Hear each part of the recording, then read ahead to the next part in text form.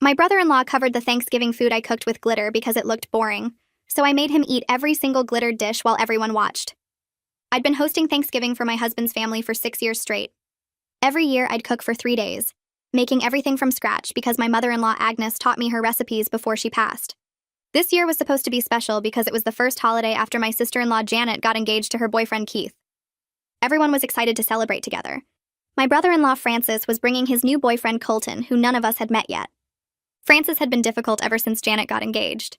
He'd make snide comments about heteronormative traditions and how engagement parties were outdated displays of ownership.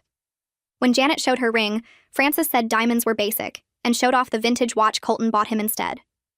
Everything was a competition with Francis, but we all ignored it because that's just how he was. The day before Thanksgiving, I started cooking at 4 a.m., made Agnes's cornbread stuffing that takes 6 hours. The turkey went in at dawn with her special herb butter under the skin. I made 5 different pies because everyone had favorites. Green bean casserole, sweet potatoes with the marshmallow topping, homemade cranberry sauce, rolls rising on the counter. The whole house smelled amazing. Francis showed up early saying he wanted to help. I should have known something was wrong because Francis never helped with anything. He walked around the kitchen asking what everything was, touching lids, opening containers. He kept saying the food looked boring and traditional, that Colton was used to more sophisticated cuisine. He actually said my gravy looked like beige sadness. I told him to either help or leave. He chose to leave but said he'd be back with something to make dinner more festive. Thanksgiving morning, I put the finishing touches on everything. The table was set with Agnes's china, the food was perfect, and family started arriving. Francis and Colton came an hour late. Colton seemed nice, but Francis immediately started criticizing. The table was too conventional, the centerpiece was uninspired, the music was depressing. He announced that he'd brought something to jazz things up since I clearly didn't understand modern entertaining. He pulled out this huge bag of what he called culinary glitter, said it was edible and would make everything Instagram-worthy. I told him absolutely not, don't touch my food. He laughed and said I needed to stop being so uptight, that food should be fun and celebratory. I went to get everyone seated. When I came back to start bringing out dishes, Francis was in the kitchen alone. Every single dish was covered in glitter. Gold glitter on the turkey. Rainbow glitter mixed into the stuffing. Silver glitter all over the pies. He'd even put pink glitter in the gravy boat. The rolls had edible glitter painted on them with what looked like corn syrup.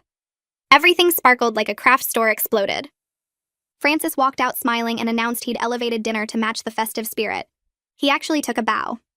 My husband Robert tried to scrape glitter off the turkey, but it was everywhere. The stuffing looked like a disco ball. The mashed potatoes were purple from the glitter bleeding. Janet started crying because this was supposed to be her first family holiday with Keith, and it was ruined. Keith looked horrified. My father-in-law Carl said we should just order pizza, but nothing was open. Francis said we were all overreacting and the food was still edible, just more fabulous now. He took photos saying this would go viral as the most extra Thanksgiving ever. Colton looked embarrassed and whispered something to Francis about going too far. Francis told him not to start acting like everyone else. I stood up and said if Francis thought the food was so fabulous, he should eat it. All of it. He laughed and said that was ridiculous. I said either he eats what he ruined or he's never welcome at another family event. Robert backed me up. Janet said Francis needed to take responsibility. Carl said it was fair. Francis said we were being homophobic and punishing him for being different. Colton actually spoke up and said this had nothing to do with that, and Francis was just being an ass. Francis looked shocked that Colton wasn't taking his side. I started serving Francis plates. First, the glitter turkey, sliced thick with extra skin where the glitter was concentrated. Francis tried to refuse, but what Carl said made him stop. Carl cleared his throat and the sound cut through the room like a knife. Everyone froze with forks halfway to mouths or glasses suspended in midair. He looked straight at Francis and his voice came out steady and cold. If Francis truly believed the food was fine to eat, then he needed to prove it by consuming what he had ruined. The whole table went completely silent. You could hear the refrigerator humming in the kitchen and someone's watch ticking. Francis looked around at everyone staring at him. His face went pale, all the color draining out until he looked gray under the dining room lights. His eyes moved from person to person, searching for someone who would defend him or tell Carl this was too much. Janet looked away. Keith studied his empty plate. Colton sat perfectly still beside him with his hands folded in his lap. Robert met Francis's eyes and didn't blink. Nobody was going to save him this time. I stood up and walked to the kitchen, my hands shaking with anger as I grabbed a clean plate from the cabinet. I started loading it with thick slices of glitter-covered turkey. The gold flakes caught the light as I piled them on, each piece sparkling like costume jewelry. I added the stuffing that looked like a disco ball. Rainbow glitter mixed throughout so every spoonful glittered. I brought the plate back and set it down in front of Francis with enough force that the china rattled. Francis tried to laugh it off, his voice coming out high and nervous. He said this was ridiculous, that we were all being dramatic about some harmless glitter. Robert told him to start eating since he had been, so sure the food was still good. Robert's voice was quiet, but there was steel in it that I rarely heard. Francis picked up his fork with a hand that trembled slightly. Francis cut into the turkey and brought the first bite to his mouth. The moment it touched his tongue, he started coughing. The glitter coated his mouth and throat, and you could see him trying not to gag as he forced himself to swallow. He reached for his water glass and drank half of it in desperate gulps. Gold flakes floated on the surface of the water, spinning in tiny circles.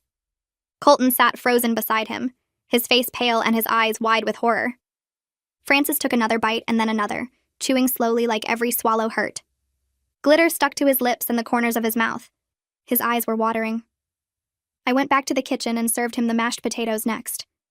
The purple shimmer made them look toxic, like something from a science experiment gone wrong. I set the plate down and watched as Francis stared at it. He took a bite and his face twisted. He ate 3 more bites before his hands started shaking so badly he could barely hold the fork. I glanced across the table and saw Janet with tears running down her face. Keith held her hand tightly under the table, his knuckles white from gripping so hard. Janet wasn't looking at Francis. She was staring at her empty plate like she wanted to disappear into it. 20 minutes crawled by with only the sound of Francis chewing and drinking water. He had eaten portions of 5 different dishes by then. Glitter covered his face and hands and the table around him like he had been rolling in craft supplies. His lips were stained multiple colors from the different glitter shades. Pink from the gravy, gold from the turkey, rainbow from the stuffing, purple from the potatoes. He kept drinking water, but his mouth clearly felt coated and wrong. He would swallow and grimace and drink more water. The gold flakes kept floating in his glass. Every time he set it down, glitter transferred from his hands to the stem. Colton suddenly pushed his chair back and stood up. The legs scraped against the hardwood floor, breaking the awful silence. He said this had gone far enough. His voice shook. Francis was wrong to ruin the food, but this punishment was cruel. Robert told Colton to sit down. His voice came out hard and angry. Francis needed to face consequences for once in his life, instead of charming his way out of everything or playing victim until people felt sorry for him. The tension between them crackled across the table. Colton stayed standing. Robert stayed seated, but his jaw was clenched tight. Carl put a hand on Robert's shoulder but didn't say anything. Colton slowly sat back down, but he looked sick. Francis made it through the green bean casserole before his body finally rejected what he was doing to it. He started gagging, his whole body heaving. He pushed back from the table so fast his chair tipped over and clattered to the floor. He ran to the bathroom and we could all hear him getting sick. The sound echoed through the house, wet and awful. Everyone sat in uncomfortable silence. Janet was crying harder now, her shoulders shaking. Keith whispered something to her, but she shook her head. Carl stared at his hands. Robert stared at the wall. Colton covered his face with his hands. I sat there feeling my anger burn, but also something else starting to creep in at the edges. When Francis came back to the table, his face was pale and sweaty. Glitter still stuck around his mouth and in his hair, catching the light every time he moved his head. He looked like he might pass out.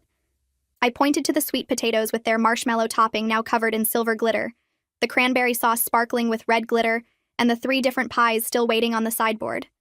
I told him he was not done yet. Something in his expression finally cracked. The cocky smile was completely gone. The attitude had drained away. He looked at me, and for the first time all night, he looked genuinely scared. Francis's voice came out small and broken. He said he was sorry. He said he did not think about how much work I had put into the meal, or how much it meant to me. He said he just wanted to make things special and fun, and he got carried away. But I was so angry that his apology sounded hollow. It sounded like he was just trying to get out of consequences, trying to say whatever would make this stop. I told him to keep eating until every glittered dish was gone. My voice did not sound like my own voice. It sounded cold and mean. Carl's hand came down on the table hard enough to make the dishes jump. He said that was enough. Francis had learned his lesson, and this was becoming cruel. I snapped back that Francis had ruined 3 days of cooking. He had destroyed Agnes's recipes, the food she taught me to make, the traditions she passed down. Carl's face went hard, and the grief in his eyes cut right through me. He told me not to use his dead wife to justify revenge. The word revenge hung in the air between us. That was what this had become, and we both knew it. Carl's voice cut through everything. I served Francis the sweet potatoes next, the marshmallow topping stained silver from glitter. He picked up his fork, but his hand shook so badly the fork clattered against the plate. Janet pushed back from the table and ran to the bathroom. Keith followed her without a word to anyone. Francis took 3 bites of the sweet potatoes before he gagged again. He covered his mouth with his napkin and sat there breathing hard through his nose. Colton stood up and said he was calling an Uber. Francis looked at him with panic in his eyes and said they came together. Colton said Francis could figure out his own ride home. The Uber notification pinged on Colton's phone 8 minutes later. He walked out the front door without saying goodbye to anyone. Francis sat alone at the table surrounded by glittered dishes. I brought out the cranberry sauce next. The red glitter had turned it into something that looked like it belonged in a craft project. Francis stared at it and tears started running down his face. The glitter around his mouth and on his cheeks caught the tears and made streaks of color down his skin. He took 1 bite and pushed back from the table. He ran to the bathroom and we heard him getting sick again. The sound was worse this time, wet and painful. When he came back, his face was gray. Robert stood up and said that was enough. Francis had learned his lesson. I looked at the pies still sitting on the sideboard, untouched and covered in glitter. 3 pies I'd made from scratch using Agnes's recipes. Francis stumbled to the couch in the living room and lay down. Nobody said anything.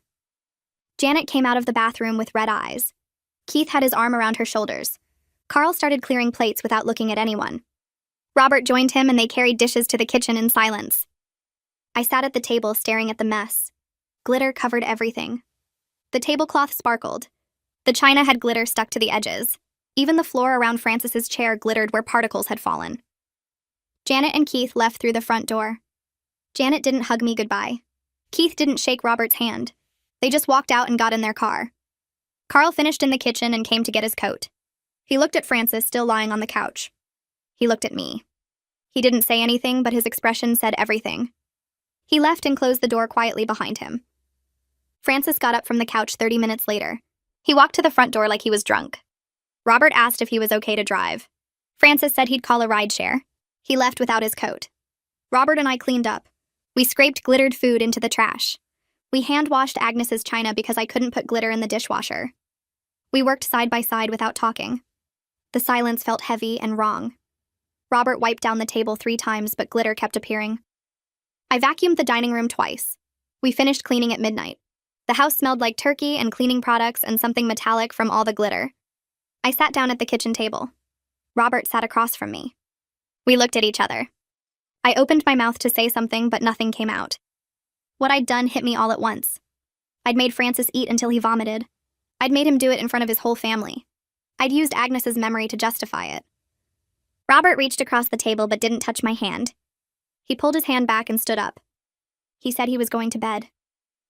I sat in the kitchen alone for another hour. The next morning, my phone was buzzing on the nightstand. I picked it up and saw 17 missed calls. The family group chat had 247 new messages. I opened it and started scrolling. Janet had posted at 2 a.m. that her first holiday with Keith was destroyed. She said she'd never forget watching her brother get humiliated at what was supposed to be a celebration. Carl posted that I'd crossed a line and needed to think about what kind of person uses food as punishment. Francis's friends were in the chat somehow. Someone named Jun called me abusive. Someone named Tiffany said forcing someone to eat until they vomit is assault. Robert was sitting on the edge of our bed staring at his phone. His shoulders were hunched forward. I asked if he'd seen the messages. He didn't look at me. He just nodded. I started to explain that Francis ruined everything first. Robert stood up and walked to the bathroom. He closed the door. I heard the shower start. I went back to my phone. More messages kept coming in. Francis had posted his version on Facebook. He said his family punished him for being himself. He said they made him eat contaminated food as revenge. He posted pictures of the glittered dishes. The comments were full of people saying his family was toxic. Robert came out of the shower 20 minutes later. He got dressed without looking at me. I asked what he was thinking. He sat down on the bed and put his head in his hands. He said Francis was wrong, but what I did was cruel. He said watching his brother get physically sick while the family watched felt like something out of a nightmare. His voice cracked on the word nightmare. I tried to explain that Francis needed to face real consequences for once. Robert shook his head.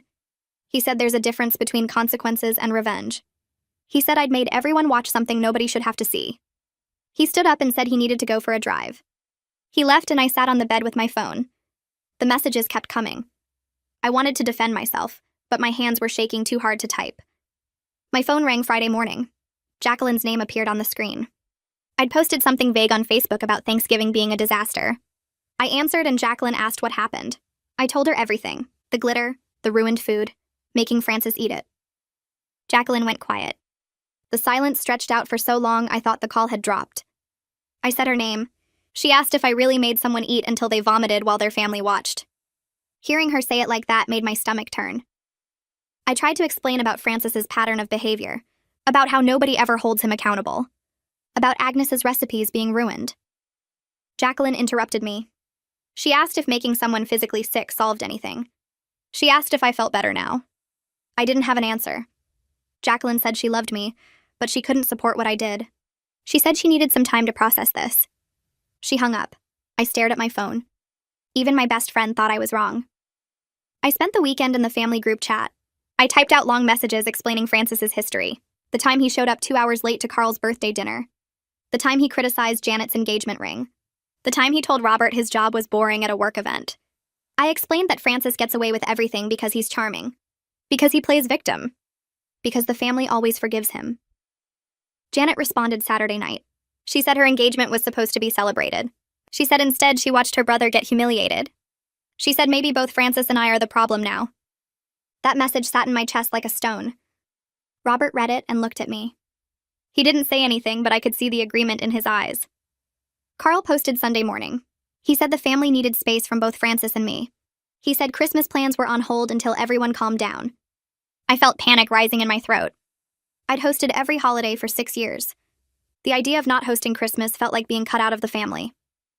Robert came home from work Monday looking exhausted. He dropped his keys on the counter and loosened his tie.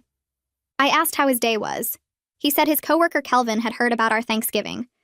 Apparently Francis posted about it on social media, calling it abuse and painting himself as the victim. Robert's face was red with anger. He said Francis was playing victim online after what he did. But then Robert's expression changed. He said people at work were asking if I was okay. He said the story sounds unhinged when you hear it from the outside. He said his boss pulled him aside and asked if everything was all right at home. Robert went to the bedroom and closed the door. I stood in the kitchen realizing that Francis's version was spreading, that people who didn't know us were hearing his side first. My phone buzzed Tuesday afternoon. A text from Colton. He said he needed to understand what happened because Francis's version didn't match what he witnessed. He asked if we could meet for coffee. I stared at the message for a long time. I was curious what Francis had been telling him. I was curious if Colton saw through the victim act. I texted back that I could meet Wednesday afternoon. Colton sent me the name of a coffee shop across town. I got to the coffee shop early Wednesday. Colton was already there, sitting at a corner table. He looked tired. I sat down and ordered coffee from the waiter who came over. Colton didn't waste time. He said Francis has been spinning the story as homophobic punishment. He said Francis claimed I targeted him for being gay and different. My mouth fell open. I said the glitter had nothing to do with his sexuality. It had everything to do with him ruining my cooking. Colton nodded slowly. He said Francis is good at making himself the victim in every situation. He said this isn't the first time Francis has caused drama and then rewritten the story.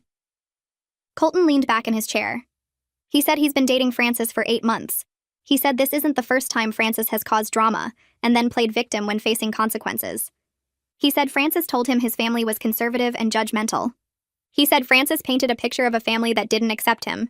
But what Colton saw at Thanksgiving was a family trying to celebrate together until Francis made it about himself. Colton said he watched Francis deliberately ruin my cooking and then act surprised when there were consequences. He said the homophobic angle only came up after Francis got in trouble. I asked Colton why he was telling me this. He looked down at his coffee cup. He said because he's trying to decide if he can stay with someone who treats people this way and then lies about it. He said Francis has been talking about Agnes constantly, comparing everything to how she would have done it, comparing Colton's cooking to hers, comparing his apartment to her house. Colton said he thinks Francis never processed his mother's death properly. He said the grief is coming out in weird ways, making Francis need attention and control, making him compete with everyone around him. I sat there taking in what Colton was saying. Francis's behavior suddenly looked different through this lens, not just bratty and entitled, but broken and grieving. I drove home from the coffee shop thinking about everything Colton said. Francis always acted dramatic, but the way he talked about Agnes constantly, comparing everything to her standards, that was new. Or maybe I just never noticed because I was so busy trying to live up to those standards myself. When Agnes taught me her recipes, she made cooking feel like love, like I was learning a language that would help me belong in this family. After she died, those recipes became my way of keeping her alive. But maybe Francis needed his own way to grieve, and I never gave him space for that. I pulled into our driveway and sat in the car for a while. Robert's truck was already there. He'd gotten home early from work. I walked inside and found him sitting at the kitchen table with his laptop closed in front of him. He looked tired. I asked if he wanted dinner, but he shook his head. He said Kelvin asked him today how things were at home. Apparently people at work were still talking about our Thanksgiving. Robert said Kelvin told him that forcing someone to eat until they vomit crosses a line no matter what they did first. I sat down across from Robert and told him about meeting Colton. About how Francis has been having nightmares about Agnes and feels like he disappointed her. Robert was quiet for a long time. Then he said his family always made excuses for Francis. Said it was harder for Francis being gay in their conservative extended family. Said Francis was the baby and needed more understanding. Robert admitted that watching me make Francis face consequences felt good at first. Like finally someone was holding Francis accountable. But then Francis started gagging and Robert felt sick watching it happen. He said it felt satisfying and horrible at the same time. I asked Robert if he thought I was wrong. He said we were both wrong. Francis was wrong for ruining the food, but I was wrong for how I responded. He said the problem is his family never taught Francis how to handle consequences in a healthy way, so when consequences finally came, they were brutal. We talked until midnight about Francis and Agnes and family patterns. Robert cried talking about his mom. He said he misses her every day but pushes it down because he's supposed to be strong for his dad and siblings. He said watching me cook her recipes is beautiful and painful. Sometimes he resents that I became the keeper of her traditions when he's her actual son. Friday morning, my phone rang while I was making coffee. Janet's name lit up the screen. I almost didn't answer, but I knew avoiding her would make things worse. I picked up and Janet said she needed to talk about Christmas. My stomach dropped. She said Keith proposed they host Christmas this year. Give everyone a fresh start in a neutral location. I felt hurt immediately. I'd hosted every holiday for 6 years. But Janet said she can't risk her wedding planning being overshadowed by more family drama. She needs this Christmas to be peaceful for Keith's sake. His family is already nervous about marrying into our family after hearing about Thanksgiving. I told Janet I understood but felt punished for setting boundaries with Francis when he started the whole thing. Janet went quiet on the phone. Then she said, making someone eat until they vomit isn't setting boundaries. It's revenge. She said she loves me, but can't pretend what I did was okay just because Francis was wrong first. Her voice cracked when she said watching her brother get humiliated at her engagement celebration was traumatic. She said both Francis and I ruined that night and now she has to figure out how to plan a wedding while managing family conflict. I apologized for ruining her celebration. Janet said she knows I'm sorry, but sorry doesn't undo what happened. She said she needs to know I won't retaliate if Francis does something annoying at Christmas or her wedding. I started to defend myself but stopped. What could I say? That I wouldn't humiliate him again? That felt like a low bar. Janet said she'd text me details about Christmas once she talked to everyone. She hung up before I could respond. The weekend dragged. Robert was distant and quiet. He went to his dad's house Saturday afternoon and didn't come back until evening. When I asked how Carl was doing, Robert just said fine and went to watch TV. Sunday morning I tried to make pancakes but burned them because I couldn't focus. Robert ate them anyway without complaining. By Sunday night I couldn't take the silence anymore. I asked Robert directly if he was angry with me. He looked at me for a long time. Then he said he's angry at the whole situation. Angry at Francis for being selfish. Angry at his family for enabling Francis his whole life. Angry at himself for not protecting me from family dysfunction. But mostly he's disappointed that I let Francis make me into someone cruel. That word hit me like a punch. Cruel. I'd never thought of myself as cruel. I thought I was finally standing up for myself, setting boundaries, making Francis face consequences. But Robert said cruel people always have reasons that make sense to them. He said he married someone kind and generous, someone who cooked for his family and honored his mother's memory. But the person who made Francis eat glittered food until he vomited wasn't that person. I started crying. Robert hugged me, but it felt mechanical, like he was going through the motions because that's what you do when your wife cries. I couldn't stop replaying Francis's face when he was gagging. The way his hands shook holding the fork. How everyone watched in uncomfortable silence. I made an appointment with a therapist for Tuesday. I found someone named Curtis who had availability. I needed to talk to someone neutral about whether I was the villain in this story. Tuesday afternoon, I sat in He's office. It was small with comfortable chairs and plants everywhere. He was younger than I expected, with short black hair and glasses. She asked me to tell her what brought me in. I explained the whole Thanksgiving situation. The 3 days of cooking, Francis covering everything with glitter, me forcing him to eat it while everyone watched. He listened without interrupting. When I finished, she asked what I was feeling when I decided to make Francis eat the glittered food. I said I was angry. But as I talked, I realized it was bigger than anger about that one dinner. I was furious about years of Francis's behavior going unchecked, about him making everything a competition, about his snide comments and drama at every family event, about nobody ever telling him no or making him face real consequences. I wanted him to finally understand consequences in a way he couldn't dismiss or laugh off. He wrote something in her notebook. Then she said public humiliation rarely teaches the lesson we want it to teach. She said what I actually did was give Francis ammunition to play victim and avoid accountability for his original action. Francis can now tell everyone he was abused and punished. People will focus on what I did instead of what he did. He asked if I felt satisfied with how Thanksgiving turned out. I had to admit I felt sick about it. She said that tells me something important about my choices. She said anger is valid, but how we express anger determines whether we're setting healthy boundaries or seeking revenge. I left her office feeling worse than when I arrived, but also more clear about what I'd done. 2 weeks after Thanksgiving, Janet texted asking if I'd come to her house to talk about Christmas and her wedding plans. I drove to her and Keith's apartment on Saturday afternoon. They'd just moved in together last month. The place was small but nice, with boxes still stacked in corners. Janet opened the door looking nervous. Keith was sitting on the couch and he stood up when I came in. They both looked serious. Janet offered me coffee, but I said no. She sat down next to Keith and took his hand. Then she said she wants Francis at her wedding but needs to know he won't cause a scene. I felt defensive immediately but kept my mouth shut. Janet said she's planning to have a conversation with Francis about boundaries and expectations, about respecting her day and not making it about himself. But she needs to know I won't retaliate if he does something annoying. I said I only reacted because Francis literally ruined an entire holiday meal. Keith spoke up quietly. He said my reaction ruined the holiday more than glitter on food did. I stared at him. He barely knew me and he was judging my response. But then I thought about what he said. The meal could have been salvaged. We could have ordered pizza. People would have been disappointed, but we could have moved past it. What I did to Francis made the whole evening about punishment and humiliation instead of family and celebration. Janet was crying now. She said she was so excited to celebrate her engagement with family. She'd been planning what to wear and what to say. But instead, she spent the night watching her brother get sick while everyone sat in horrible silence. She said both Francis and I ruined that night, and now she's scared about her wedding. Scared Francis will do something dramatic. Scared I'll overreact. Scared Keith's family will think we're all unstable. I apologized to Janet and Keith for ruining their engagement celebration. Janet started crying harder and said she'd been so excited to celebrate with family. She'd picked out a special outfit and practiced what she wanted to say about Keith. Instead, she spent the whole night watching her brother get sick, while everyone sat there in awful silence. She said both Francis and I ruined that night, and now she's terrified about her wedding.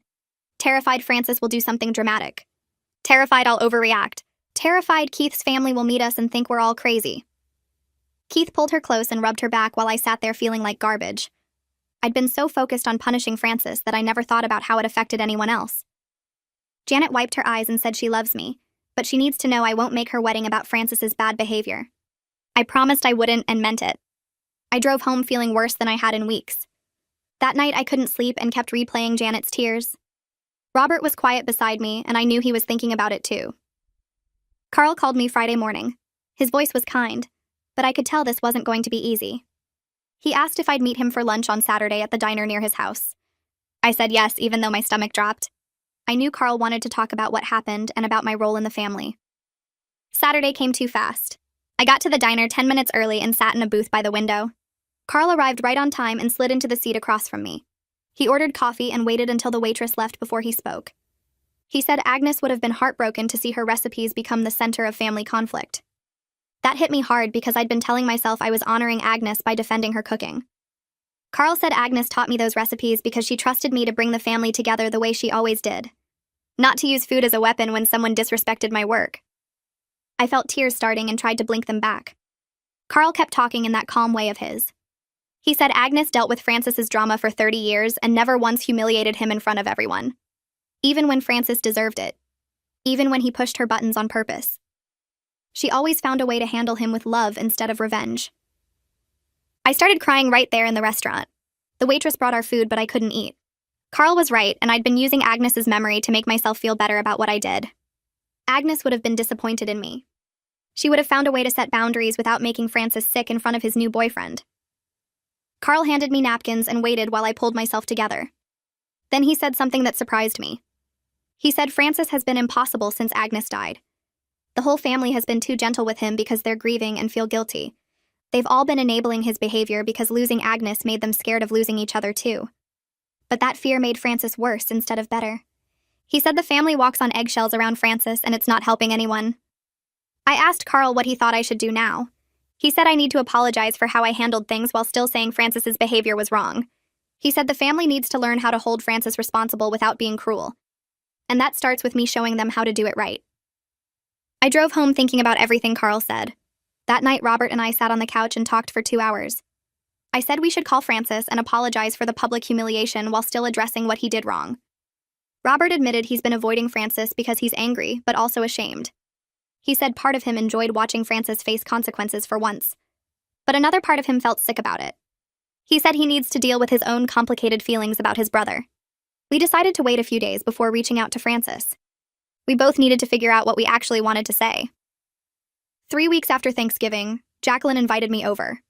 I hadn't seen her much because I'd been avoiding everyone. When I got to her house, Knox was playing with blocks in the living room. Jacqueline made tea and we sat at her kitchen table. She said she's been worried about me because I seem obsessed with proving I was right about Francis. Every conversation circles back to Thanksgiving and how Francis started it. Jacqueline said I need to separate 2 things in my mind. Francis being wrong doesn't make my response right. I can acknowledge both things at the same time. She said I keep trying to make one cancel out the other, but that's not how it works. Wayne came home from work while we were talking. He grabbed a beer from the fridge and joined us at the table. He said something I hadn't thought about before. He said Francis's behavior at Thanksgiving might have been his way of trying to help, because he feels bad compared to my cooking. Wayne said men sometimes break things when they feel like they can't do them right. Francis might have really thought the glitter would make things better instead of worse. That idea had never crossed my mind. I'd been so sure Francis was being mean on purpose. But what if he was trying to contribute something special and just did it in the worst possible way? What if his Instagram comments about making things fabulous weren't about showing off, but about trying to add something to a celebration where he felt useless? I sat there at Jacqueline's table thinking about Francis differently for the first time since Thanksgiving. Maybe his actions came from feeling left out instead of wanting attention. Maybe he saw me cooking all of Agnes's recipes and felt like he had nothing to offer. That didn't excuse what he did, but it changed how I understood it. I drove home from Jacqueline's house thinking about Francis in a completely different way.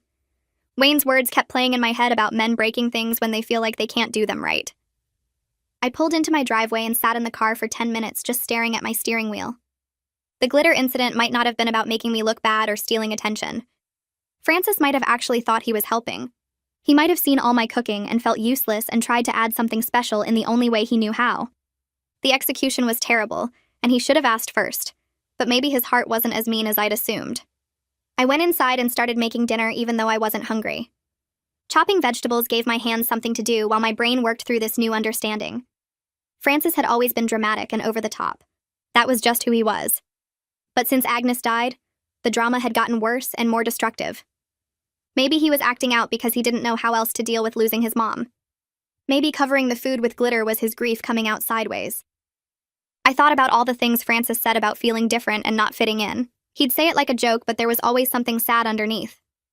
Agnes was the one who made him feel okay about being exactly who he was. She never tried to tone him down or make him more normal. When Francis came out in high school, Agnes was the one who stood up to the extended family members who had problems with it. She was his safe person. And now she was gone, and Francis was lost. Robert came home around 6 and found me sitting at the kitchen table with a half-chopped onion in front of me. He asked if I was okay, and I told him about my conversation with Wayne. Robert sat down across from me and listened without interrupting. When I finished, he was quiet for a long time. Then he told me something I didn't know. Colton had reached out to him that afternoon asking questions about Francis and Agnes. Robert showed me the text messages on his phone. Colton said Francis was having nightmares about his mother almost every night. In the dreams, Agnes was disappointed in him and telling him he wasn't the son she wanted. Francis would wake up crying and couldn't go back to sleep. Colton said Francis talked constantly about feeling like he'd let Agnes down by not being more successful or more stable or more something.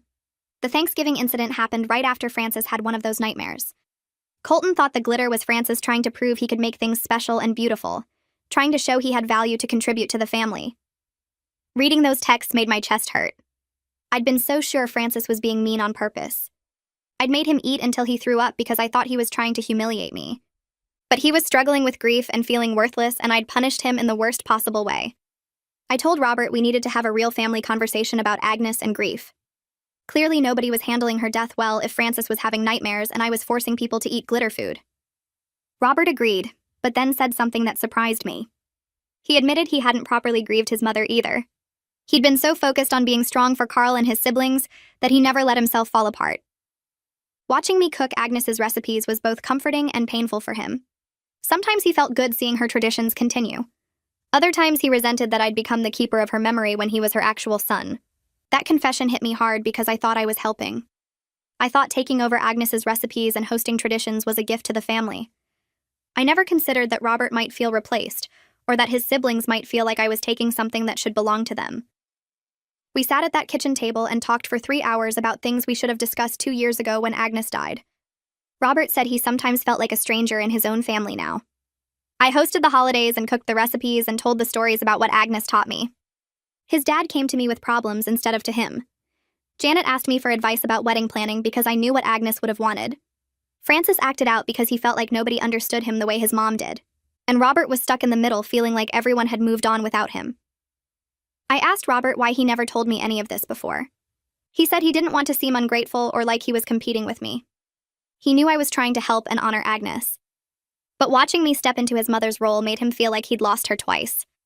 Once when she died, and again when I took over her place in the family. We both cried at the table while dinner burned on the stove. I apologized for not seeing how my actions affected him. He apologized for not speaking up sooner. We talked about how everyone in the family had been performing their expected roles instead of actually dealing with grief.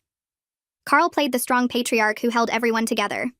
Janet played the responsible daughter who kept the peace. Francis played the dramatic problem child who needed attention. Robert played the stable son who never caused trouble. And I played the perfect daughter-in-law who preserved Agnes's legacy. But none of us were actually okay. We were all just pretending, and the cracks were starting to show. The Thanksgiving disaster was just the biggest crack so far. The next morning, I woke up thinking about Francis differently. I got my phone and typed out a text asking if he'd meet me for coffee.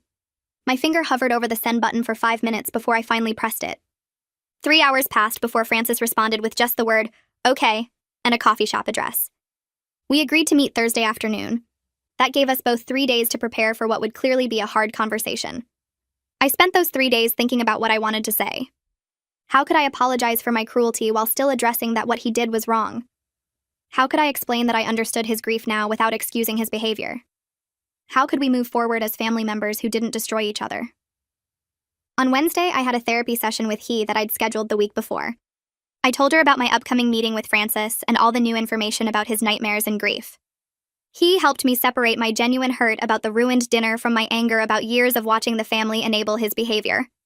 She said I needed to focus on moving forward instead of relitigating who was more wrong. The past couldn't be changed, but the future relationship could be different if we both chose to make it different. Thursday afternoon, I drove to the coffee shop 20 minutes early and sat in my car rehearsing what I wanted to say. Francis showed up exactly on time, looking terrible. He had dark circles under his eyes that were visible even from across the parking lot. His clothes hung loose like he'd lost weight. When he got closer, I could see his face was thinner and his hands shook slightly when he reached for the door. We ordered coffee and sat at a table in the back corner away from other people. Francis spoke first. He said he was sorry for the glitter incident and he knew it was disrespectful and stupid. He'd been feeling sick about it since Thanksgiving night. His voice cracked when he talked and he couldn't make eye contact. I watched him struggling to get the words out and felt my anger dissolving into something sadder. This wasn't the confident, dramatic Francis who took a bow after covering my food. This was someone who looked broken and scared. I told Francis I was sorry for humiliating him publicly and making him eat until he got sick. I said my response was cruel, regardless of what he did first.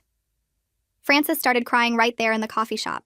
He said he deserved what I did for ruining all my work, but I told him nobody deserves to be humiliated in front of their family. I regretted handling it that way. We sat there both crying while other customers pretended not to notice. Francis wiped his eyes with a napkin and said he'd been having nightmares about Agnes. In the dreams, she was disappointed in him, and he couldn't make her proud. He covered the food with glitter because he wanted to contribute something special to the celebration. He wanted to prove he could make things better instead of always making things worse. He didn't think about my feelings or the work I'd put in. He just saw a chance to do something and took it without considering the consequences. I told Francis that talking with him helped me understand things better. We needed to figure out how to be family without hurting each other all the time. Francis wiped his eyes with another napkin and said he wanted that too, but didn't know how to stop messing things up. I said we both needed to change, that I couldn't just stay quiet when he did something disrespectful, but I also couldn't respond by trying to destroy him in front of everyone.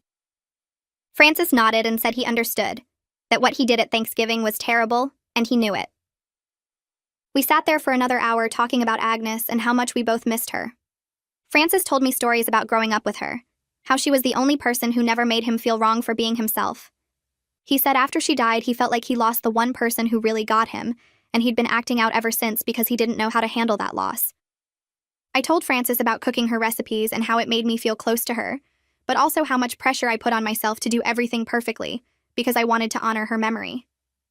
Francis said Agnes would have hated seeing us fight like this, that she always wanted her family to love each other even when they drove each other crazy. We agreed to try being honest with each other going forward, to say something right away when one of us crossed a line instead of letting anger build up until it exploded. Francis asked if we could start over, not pretend Thanksgiving didn't happen, but move forward from it.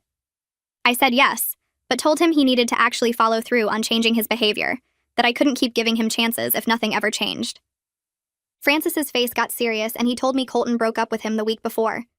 He said Colton couldn't handle the drama anymore, that watching what happened at Thanksgiving made Colton realize Francis was the problem in most situations. Francis started crying again and said losing Colton made him see that his behavior was pushing away everyone he loved. He'd started seeing a grief counselor 2 days after Colton left, and he was finally dealing with Agnes's death instead of just acting out. Francis asked if there was any way to fix our relationship, if I could forgive him for ruining Thanksgiving. I told Francis I already forgave him, that forcing him to eat the glittered food was my way of trying to hurt him back, and I was sorry for that. We both needed to forgive each other and figure out how to be better. Francis reached across the table and squeezed my hand, and I squeezed back. We stayed at the coffee shop until they started closing, just talking about everything that had happened since Agnes died. When we finally left, Francis hugged me in the parking lot and thanked me for giving him another chance. I drove home feeling lighter than I had in weeks, like maybe our family could actually get through this. Robert was in the kitchen making dinner when I got home. I told him about meeting Francis and everything we talked about. Robert stopped chopping vegetables and turned to look at me, his face showing relief mixed with worry. He asked if I really thought Francis would change this time. I said I didn't know for sure, but Francis seemed different, more aware of how his actions affected people. Robert wiped his hands on a towel and pulled out his phone. He said he needed to call his brother, that they hadn't really talked since Thanksgiving except for angry texts. I kissed Robert's cheek and left him alone to make the call. I could hear his voice from the living room, starting off awkward and tense but gradually getting warmer. The call lasted over an hour. When Robert finally came to bed that night, he told me he and Francis had the most honest conversation they'd had since their mom died. Francis apologized for making Thanksgiving about himself and admitted he'd been jealous of how close Robert and I were. Robert told Francis he loved him but couldn't keep defending his behavior when it hurt people. They talked about Agnes and how neither of them had really processed losing her. Robert said it felt like they were actually brothers again, instead of just people who shared parents. He wrapped his arms around me and said thank you for reaching out to Francis first, that he didn't think he could have done it without me showing him it was possible. 3 weeks later, Janet sent a message to the family group chat asking everyone to come to her house on Saturday afternoon. She said it was important and everyone needed to be there. The message made my stomach tight with worry. Robert and I drove to Janet's house together, neither of us saying much because we both knew this was going to be a hard conversation. Carl's car was already in the driveway when we arrived, and Francis pulled up right behind us. We all walked to the door together, the tension obvious in how no one was talking. Keith answered and let us in, his face serious but not angry. Janet was sitting in the living room with papers spread out on the coffee table. She stood up when we came in and asked everyone to sit down. Her voice was calm but firm, the kind of tone that meant she wasn't going to let anyone derail this conversation. Janet said this year had been really hard for everyone, and she needed her family to figure out how to be together without destroying each other. She looked at Francis and then at me, her eyes making it clear she meant both of us. Keith sat next to Janet and put his hand on her knee, giving her support. Janet said she was getting married in 6 months and she wanted her whole family there. but she couldn't have another disaster like Thanksgiving. She needed everyone to commit to working on their issues and respecting each other. Carl cleared his throat and started talking before anyone else could. He said he'd been thinking a lot since Thanksgiving about how he'd been handling things since Agnes died. His voice cracked when he said her name. Carl admitted he'd been avoiding his own grief by trying to keep everyone happy, and that meant he'd been enabling Francis's behavior instead of helping him face consequences with love. He looked at Francis and apologized for not being a better father, for letting Francis think his behavior was acceptable just because Carl didn't want more conflict. Francis started crying and said he was sorry too, that he'd been causing drama for years and then playing victim when people got upset with him. He told everyone about starting therapy and working on his grief. Francis said he knew he had a pattern of making everything about himself, and he was trying to change that. He committed to working on himself and asked the family to hold him accountable when he slipped up. Janet wiped her eyes and thanked Francis for being honest. Then she looked at me and waited. I took a deep breath and said I was sorry for letting my anger turn into cruelty at Thanksgiving. I told Janet and Keith specifically that I was sorry for ruining their engagement celebration, that they deserved better than watching their family fall apart. Janet's face softened and she said she accepted my apology. She asked if I would help her plan the wedding menu using some of Agnes's recipes. The request felt like an olive branch, a way to honor Agnes together instead of fighting over her memory. I said yes immediately, feeling grateful for the chance to do something positive with Janet. Keith spoke up and said he was glad we were all talking honestly, that he'd been worried about marrying into a family that couldn't handle conflict. Janet squeezed his hand and told him this was her family trying to be better. We spent the next 2 hours talking about Christmas plans and how to move forward. We decided Christmas would be at Carl's house this year to give everyone a fresh start in a neutral location. I offered to cook some dishes, but not the entire meal, wanting to share the responsibility instead of taking it all on myself. Francis volunteered to handle decorations with the promise to run all ideas by the group first and respect everyone's input. Everyone agreed to communicate directly when someone crossed a line instead of letting resentment build. Janet made us all promise to show up for each other, even when it was hard. By the time we left Janet's house, the sun was setting, and I felt hopeful for the first time since Thanksgiving. The weeks before Christmas were different from I expected. The family group chat that had been full of angry messages after Thanksgiving started feeling more genuine. Francis posted updates from his therapy sessions, talking about what he was learning about himself. Robert and I spent evenings talking about Agnes and our own grief, getting closer through finally processing the loss together. Janet sent wedding planning updates that included everyone, asking for opinions on flowers and music. Carl posted old photos of Agnes that made everyone cry, but in a good way, sharing memories instead of avoiding them. Francis asked the group for decoration ideas for Christmas and actually listened when people gave feedback. Robert started calling his siblings more often, having real conversations instead of just checking in. I worked with Janet on the wedding menu, going through Agnes's recipe box and picking dishes that felt special.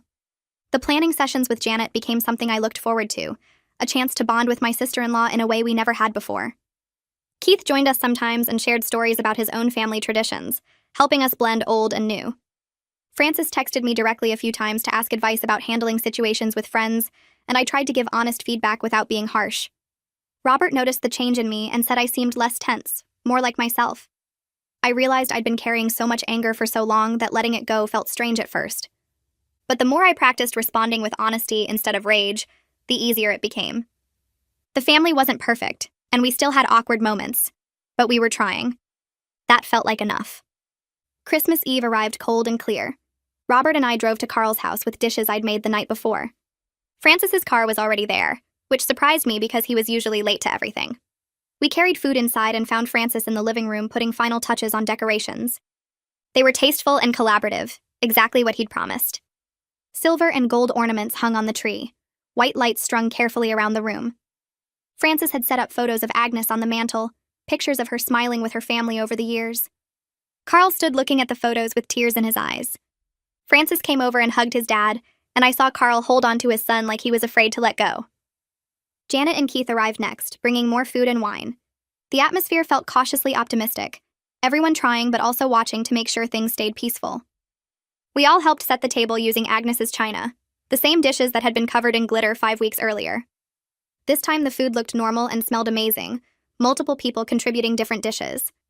I'd made the turkey and stuffing, but Janet brought mashed potatoes and Carl made his famous green beans. Francis had baked rolls from a recipe he found online, and they actually looked good. Keith brought a salad and some fancy cheese his mother had sent. We We sat down to eat, and Carl said grace, something he hadn't done since Agnes died. He thanked God for family and second chances, for bringing us back together after a hard year. Everyone said amen and started passing dishes. The conversation flowed naturally, people asking Keith about his job and Francis about his therapy. Janet talked about wedding plans and asked for everyone's input on the ceremony. Robert told funny stories about work that had everyone laughing. I watched my husband with his family and felt grateful we'd made it through the worst of this. After dinner, we moved to the living room for coffee and pie. Keith pulled Janet close and told her this felt like the family celebration he was hoping for at Thanksgiving. Janet smiled and said it was better because everyone had grown. Francis raised his coffee cup and proposed a toast to Agnes, saying she would have loved seeing us all together and trying to be better. We all raised our cups and someone started crying. Then everyone was crying but smiling too. Carl suggested we each share a favorite memory of Agnes. We went around the room, everyone telling stories that made us laugh and cry. Francis shared how Agnes used to let him help her bake cookies when he was little, how patient she was when he made a mess. Robert talked about Agnes teaching him to drive, how she never got mad even when he hit the mailbox. Janet remembered Agnes doing her hair before prom, making her feel beautiful. I shared how Agnes taught me to cook, how generous she was with her time and recipes. Carl saved his story for last, talking about the day he met Agnes, and how he knew immediately she was the one. By the time we finished sharing memories, it was late, and everyone was exhausted from crying. We cleaned up together, working as a team in a way that felt natural. Francis and I ended up alone in the kitchen for a minute while everyone else was in the living room. He turned to me and said thank you for giving him another chance despite how badly he'd messed up. I told Francis I was grateful he gave me another chance too, that we were both learning how to be better family members to each other. Francis smiled and said Agnes would have been proud of us for figuring this out. I agreed and felt peaceful knowing he was right. We headed back to the living room where everyone had gathered around the tree, and I noticed Francis hanging back near the doorway looking unsure. I caught his eye and nodded toward the kitchen, and he followed me without saying anything to the others. The kitchen was quiet compared to the noise in the other room, just the hum of the refrigerator and distant laughter filtering through. Francis leaned against the counter and looked at me with red eyes. He said thank you for giving him another chance after he messed up so badly at Thanksgiving. I told him I was grateful he gave me another chance too, that we were both learning how to be better family members to each other. Francis smiled a little and said that was all anyone could really ask. We stood there for a minute not saying anything, and it felt comfortable instead of awkward. Then Robert called from the living room that dinner was ready, and we walked back together. The dining room table looked beautiful with Carl's good dishes and candles Janet had brought. Everyone took their seats and started passing food, the conversation flowing naturally about work and wedding plans and funny things that happened during the year. Keith told a story about his office holiday party that had everyone laughing, and Janet squeezed his hand looking happy. Carl stood up with his wine glass and said he wanted to make a toast to Agnes, and the room went quiet. He said she would have loved seeing all of us together like this, trying to be better and choosing each other even when it was hard. His voice cracked and tears started running down his face, and then we were all crying but smiling too. Francis wiped his eyes and said he had a memory to share about Agnes. He talked about how she used to let him help bake cookies when he was little, how she never got mad when he made a mess with the flour or ate half the chocolate chips before they went in the dough. He said she would sing while they worked and make up silly lyrics that had him giggling, so hard he could barely stir the batter. Everyone was laughing through their tears, and I realized this was the first time we could talk about Agnes without everything falling apart. Robert shared a story about her teaching him to drive, how patient she was even when he backed into the mailbox. Janet remembered Agnes doing her hair before prom, making her feel beautiful. We went around the table sharing memories until the food was getting cold, but nobody minded. After dinner, we started clearing plates, and Janet pulled me aside into the hallway. She said she was glad I was going to be part of her wedding planning, that she had learned a lot from watching Robert and me work through our conflict. Janet explained that she and Keith had talked about how to handle family drama in their marriage, and our example of choosing repair over being right had helped them figure out what they wanted. I hugged her and felt grateful that something good had come from the mess we made at Thanksgiving. We finished cleaning up together, everyone working as a team and talking about plans for New Year's. Carl hugged each of us goodbye at the door, holding on a little longer than usual. Robert and I drove home through empty streets with Christmas lights still glowing in windows. I felt peaceful in a way I hadn't since Agnes died. Our family wasn't perfect, and Francis would probably always be dramatic, and I would probably always be too intense, but we had learned we could survive conflict and come back together. Robert reached over and took my hand without looking away from the road. I knew we were going to be okay even when things got messy, because we had chosen each other and this complicated, imperfect family we were building together.